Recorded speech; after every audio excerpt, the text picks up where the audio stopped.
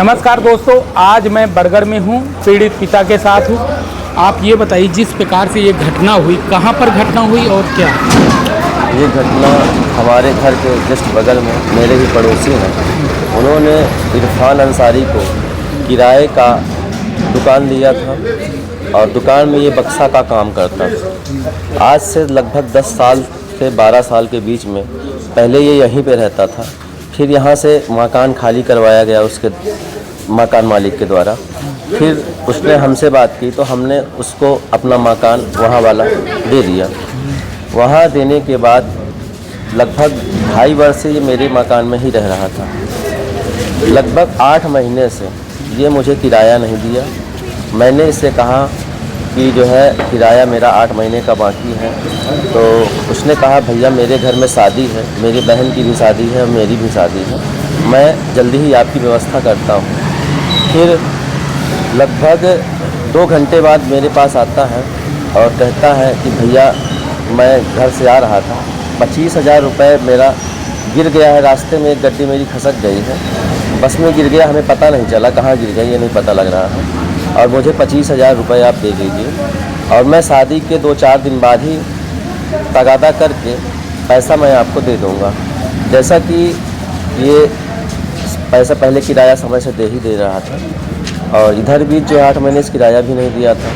25,000 रुपये मैंने इसलिए दे दिया क्योंकि ये मेरे मकान में भी रहता था और मेरे संबंध इससे अच्छे थे।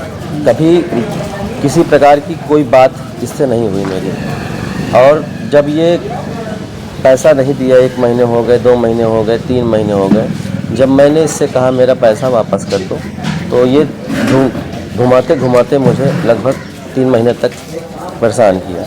मैंने कहा कि मुझे किराया दो और मेरा कमरा खाली करो। फिर उसने जो है 2 घंटे बाद जवाब दिया कि मैं कमरा भी दे दूँगा, आपका किराया भी दे दूँगा, लेकिन ये किराया भी नहीं दिया था और कमरा खाली करने के लिए 10 तारीख की डेट दी थी और मैंने इसके 5 तारीख का समय दिया था, उसके बाद ही मैं इससे नहीं बोला। आपके यहाँ खाली करके क्या यहीं रह रहा था? जी क्या? जी जी, यहीं पर बगल में ही किराए से? जस्ट बगल में। कहाँ पर बच्चे का कहाँ पर मिला था? मैं आपको दिखाना चाहूँगा कि मेरे बच्चे की नृशंस हत्या कहाँ पे हुई। अंदर ना जाइए, यहीं से बता दीजिए, हम समझ लीजिए। ये मकान है जहाँ पे ये पहले रहता था, अभी भी रहता है, आज 1 महीने से यहीं पे रह रहा है और वहाँ से जब निकला है तो इस साजिश के तहत यहाँ पे आया है और यहाँ पहले रह चुका है तो इसको सब कुछ पता है कि कहाँ क्या है, तो साजिश के तहत आया और तो यहाँ पहले लेकर अंदर ही यहीं पर कर दिया था जो भी करना था उनको? वो मेरा बच्चा उससे घुला मिला हुआ था। वो 10 साल यहाँ रहा तो उसको खिलाया पिलाया। मेरा बच्चा उसको आता पानी मांगता तो वो पानी देता था। मेरा बच्चा इसको पानी भी दिया है, नाश्ता भी दिया है। जब भी इसको गर्मी में पानी की ज़रूरत होती तो फ्रिज का पानी वो 2 लीटर 3-4 लीटर दिन भर में इसको दिया करता था। उसके बाद जो है यहाँ से इसको निकाल दिया गया। फिर अच्छे संबंध थे हमारे तो हमने उसको किराया अपने मकान में दे दिया, जबकि मेरा कंप्लीट नहीं था। फिर उसने ही कहा भैया दे दीजिए, कहीं मिल नहीं रहा है, मैं कंप्लीट करा लूँगा। जब बच्चा आपका कहाँ मिला? अंदर मिला? कहाँ? मेरा बच्चा इस मकान के अंदर एक लैट्रिन बनी हुई है, वहाँ आप जाके देखेंगे तो ये भी नहीं कह सकते कि यहाँ पे ऐसी कोई छेड़छाड़ तो दिख नहीं रही है कि यहाँ पे खुदा हुआ हो या बच्चे को यहाँ पे गाड़ दिया गया हो।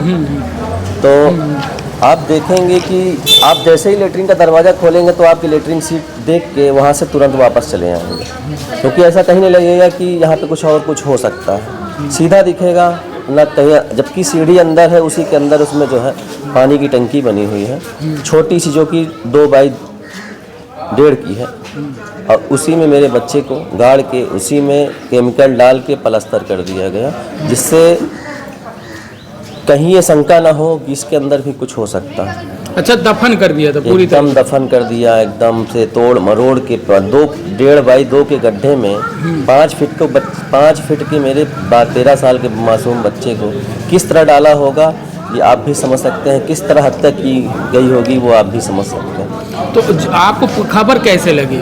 मुझे खबर ये मेरे बच्चे को सबसे पहले पतंग के बहाने बुलाता है, क्योंकि बच्चा पतंग का शौकीन था और उसके रिश्ते भी अच्छे थे सबसे मेरे घर में।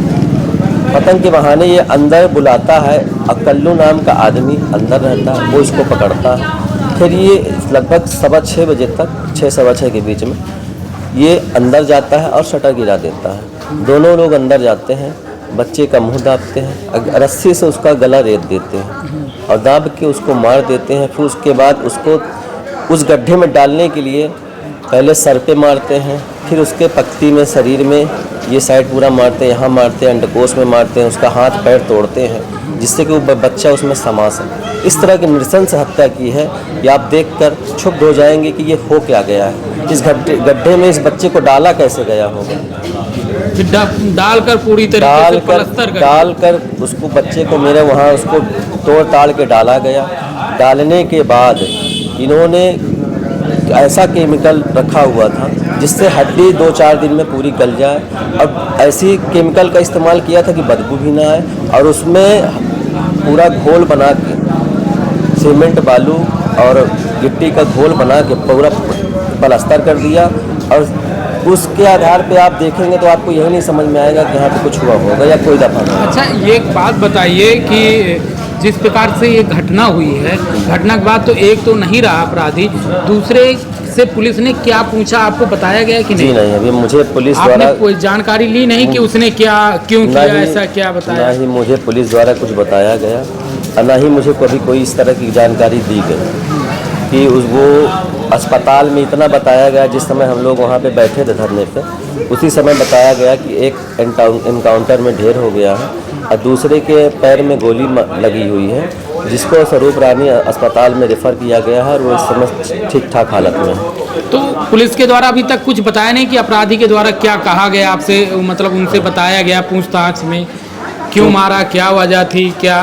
क्योंकि मेन जो है इसमें, और मारने के बाद आपसे फिरौती मांगी जा रही थी? जी, पहले मेरे बच्चे को मारा गया, लगभग 6 से 7 के बीच में मार के गाड़ देता है और लगभग मेरे पास 8:29 पहले फ़ोन करता है। तो हम अननोन नंबर से फ़ोन आता है तो ये लगता है कहीं गलत नंबर से मेरे दूसरे नंबर में आ गया, और वो मुझसे पूछता है तेरा बच्चा कहाँ है? मैंने कहा मेरा बच्चा कि तेरा बच्चा? तो उसने कहा नहीं तेरा बच्चा। तो फिर मैंने कहा, मैंने उसको ऐसे नहीं ले लिया कि कुछ हो गया, तो उसने कहा तेरा बच्चा। मैंने कहा तू बता बोल कौन रहा है, कहाँ से बोल रहा है ये बता। क्योंकि फर्जी कॉल काफ़ी आते हैं इस प्रकार से ठग करते हैं, इस तरह के कि एसपी मैं बोल रहा हूँ तुम्हारा फंस गया है, तो आप भी यही समझे? जी बिल्कुल, मैं यही समझा कि जैसे कभी कभी ये भी फर्जी हो जाता है, दूसरी तरफ कभी एक नंबर गलत हो जाता है, और यहाँ की लोकल की जैसी तेरा तू मेरा ये भाषा इधर चलती नहीं है, तो इस तरह से ये लगा। अच्छा, ये बताइए जब फ़ोन आया तो क्या इन्हीं की आवाज़ लग रही थी कि दूसरे की? नहीं, ये नहीं पता लगा। ये दो जो रहते हैं इनकी कोई किसी की आवाज़ नहीं है। तो आपको लग रहा है इसमें और लोग शामिल? इसमें पक्का है, इसमें कम से कम 4 से 5 लोग अभी और हैं, और मेन अपराधी इसमें इरफान अंसारी है जो वहाँ से टारगेट करके आया था यहाँ पे, और वो अभी तक एनकाउंटर में ढेर नहीं हुआ। और मैं प्रशासन से चाहता हूँ कि उसका एनकाउंटर हो। इसमें जितने भी कड़ी में जुड़े हुए जिहादी लोग हैं सब इसमें पुलिस के द्वारा पकड़े जाए और इनको मौत की सज़ा दी जाए। हो सकता है बड़ा गैंग हो इनका, इसी प्रकार से किडनैप करके लोगों को, क्योंकि आपका तो खुलासा हो गया, लोग चोरी से दे देते हैं कि अगर हम पुलिस में जाएंगे तो हो सकता है फिर हमारे ऊपर ऐसी हमला करें। देखिए, जैसा आप देख पाएंगे अभी जाके वहाँ पे घटना स्थल में, तो जिस तरह इन्होंने मेरे बच्चे को दफनाया था, कोई भी व्यक्ति, कोई भी प्रशासन, कोई भी अधिकारी मेरे बच्चे को कभी ढूंढ ही नहीं सकता था कि मेरा बच्चा गया तो गया कहाँ। अगर ये फ़ोन नहीं करते तो मेरा बच्चा गुमशुदा में वो ज़िंदगी भर नहीं मिलता और हमें पता भी नहीं लगता कि ऐसा कुछ हुआ है। और धीरे धीरे अगर ये इस तरह पता नहीं कितनी वारदातें किए होंगे जिसका अभी खुलासा नहीं हो पाया है, कितने को अभी किया होगा, कितने को करते ये यहीं पे रह के करते, और यहाँ से अगर पकड़ जाते तो पकड़ जाते, लेकिन पकड़ना तो मुश्किल था। अगर फ़ोन नहीं करते, पैसे की डिमांड नहीं करते तो ये पकड़ भी ना जाते। और ये हमारे बच्चे से रैकी करके पूछते भी रहे 3-4 दिन से कि आयुष कहाँ है, आयुष क्या कर रहा है, इस समय कहाँ है, इस समय कहाँ होगा। ये बड़े बच्चे से मेरे पूछा जा रहा था बार बार, और तभी जो है मुझे ऐसा शक हुआ। मैंने बच्चे से पूछा कि कोई ऐसा पूछ तो नहीं रहा था तुमसे? फिर उसने बताया कि ये इरफान और कल्लू दोनों जो है पूछते थे बार बार।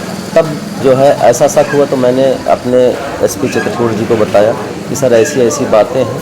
फिर वहाँ से सर्विलांस के माध्यम से सरकार ने जो, प्रशासन ने जो भी किया हो, लेकिन 90% शक उसी समय हो गया था जिस समय मेरे बच्चे ने कहा कि ये बार बार 4 दिन से। तो कहीं ना कहीं पैसे के लालच में ऐसा कांड हुआ?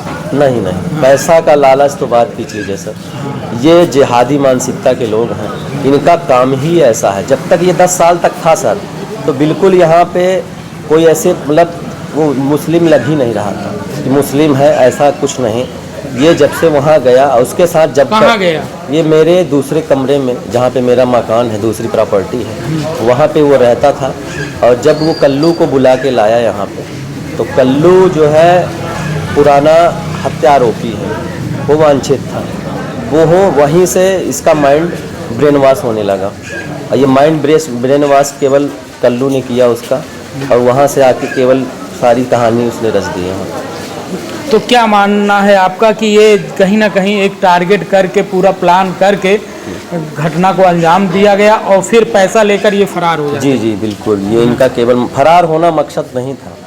इनका मकसद ये था कि मैं तो इन फिक्र हो चुके थे कि मुझे कोई पकड़ नहीं सकता है, और इनका टारगेट था अगर शायद मैं पुलिस प्रशासन की व्यवस्था न लेता तो हो सकता है कि मैं पैसा इनको देता, और देता भी, मैं कहीं से भी व्यवस्था करके इनको देता, और मुझसे 40 लाख की फिरौती मांगी गई और उसके लिए मुझे केवल 1 घंटे का समय दिया, जबकि बच्चे को पहले ही मेरे ये मार डाला था। अब ये देखिए कि फिरौती के बाद पहले ही बच्चा मार दिया गया था। अब मैं कहीं से व्यवस्था करके इनको 40 लाख रुपए की व्यवस्था करके देता, और ये ऐसे ही कह देते कि वहाँ पे जाके रख दो, तुम्हारा बेटा 1 घंटे में मिल जाएगा, और उसके बाद फिर पता लगता कि ना बेटा हाथ में लगा ना पैसा हाथ में लगा। तो क्या अपील करेंगे आप? मैं सरकार से चाहूँगा कि एक अपराधी जो कल्लू है उसका तो एनकाउंटर हो चुका है, लेकिन जो मेन मुख्य आरोपी है इरफान अंसारी, जिसने पूरी साजिश की, मेरे बच्चे को मारने की साजिश की और मेरे बच्चे को उसी ने मारा है, तो मैं चाहता हूं सरकार से कि उसका भी एनकाउंटर हो, पूर्णतया से पूरी रूप से एनकाउंटर हो, और इसमें इस चैन में जितने भी जिहादी जुड़े हुए हों और जो भी लोग जुड़े हुए हों उनका खुलासा हो और उनको फांसी की सज़ा हो। और अगर सरकार ये कार्य 15 दिन के अंदर नहीं करती है तो मैं खुल के कहना चाहता हूँ कि मैं मुख्यमंत्री आवास के सामने जाके वहाँ पे मैं पूरा परिवार सहित जाके अपने ऊपर अपने परिवारजनों को लेके पेट्रोल छिड़क के आत्मदाह कर लूँगा। क्यों ऐसा क्यों करेंगे? क्योंकि मुझे इंसाफ चाहिए। मेरा बेटा चला गया, मुख्य आरोपी अभी तक जिंदा है, तो मैं प्रशासन से केवल यही डिमांड करूँगा, अगर ऐसा नहीं होता है तो मुझे यहाँ पर करने के लिए प्रशासन मजबूर कर देगी। आपका क्या नाम है? मेरा नाम अशोक कुमार केशरवानी है, मैं मृतक आयुष केशरवानी का पिता हूँ। देखिए, जिस प्रकार से अभी न्याय इनको मिला नहीं है, अभी उसी प्रकार से अंदर दिल में भावना बदले की है, और ये वही जगह है जहां पर ये पूरे घटना को अंजाम दिया गया। और जिस प्रकार से ये घटना हुई, पूरे बरगढ़ ग्राम सभा में इस समय इतना तनाव है कि यहाँ पर लगभग 1000 से ज़्यादा पुलिस प्रशासन मौजूद है, और चित्रकूट एसपी की पहली निगाह यही है कि किसी प्रकार से कोई भी अब घटनाएं ना हो सके। पूरा इलाका तनावपूर्ण बताया जा रहा है, और मृतक के पिताजी के द्वारा भी कहा गया कि 15 दिन के अंदर अगर मुझे न्याय मेरे मुताबिक नहीं मिल रहा है तो मैं मुख्यमंत्री आवास के बाहर जो मैंने कहा है वो मैं कर दिखाऊंगा।